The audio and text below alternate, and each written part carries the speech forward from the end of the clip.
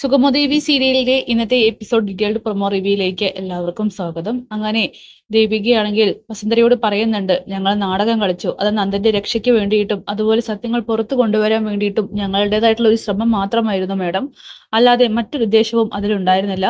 Madam എന്തായാലും നന്ദുവിനെ കണ്ടുപിടിക്കണം, ഞങ്ങളുടെ അവസാന പ്രതീക്ഷയാണ് മാഡം എന്നൊക്കെ പറയുമ്പോൾ പ്രഭാവതിയാണെങ്കിൽ വസുന്ധരയോട് പറയുന്നുണ്ട്, ഒരമ്മയുടെ മനസ്സ് കാണാതെ പോവരുത്, ഒരമ്മ ഒരിക്കലും തന്റെ മകനെ കാണാതായിട്ട് ഇങ്ങനെ കരയില്ല.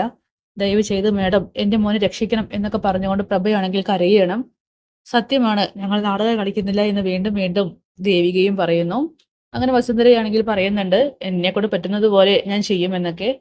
ശേഷം ശാരികയാണെങ്കിൽ മാധവനും അതുപോലെ രാധികയ്ക്കും ധൈര്യം കൊടുക്കുകയാണ്. ഇനി വസുന്ധര മാഡം ഒരു പൊളി പൊളിക്കും.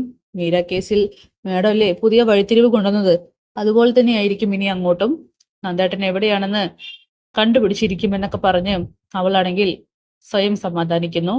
അങ്ങനെ ഋഷിയാണെങ്കിൽ പ്രകാശിനോട് പറയുന്നുണ്ട്, ദേ നോക്ക്, എനിക്ക് മതിയായി, നീ എങ്കിലും പറ, നിങ്ങൾക്ക് എത്ര രൂപയാ വേണ്ടേ, എനിക്ക് എന്റെ അമ്മയുടെ അടുത്തേക്ക് പോകണം, എത്ര വേണമെങ്കിലും അമ്മ തരുമെന്നൊക്കെ പറയുമ്പോൾ, ആ എങ്കിലേ ഒരാളുണ്ട്, അയാളോട് കാര്യം പറഞ്ഞാൽ മതി, ഇതിന്റെ വിലപേശലൊക്കെ അവിടെ മതിയെന്ന് പറഞ്ഞുകൊണ്ട് ഋഷിക്ക് അയാളെ കാണിച്ചു കൊടുക്കുകയാണ്. എന്തായാലും അയാളെ കാണുന്ന സമയത്ത് ഋഷിയാണെങ്കിൽ ആകെ ഷോക്കാവുന്നു. ഒട്ടും പ്രതീക്ഷിക്കാത്ത ഒരാൾ തന്നെയാണ് ഋഷിയുടെ മുൻപിൽ നിൽക്കുന്നതും.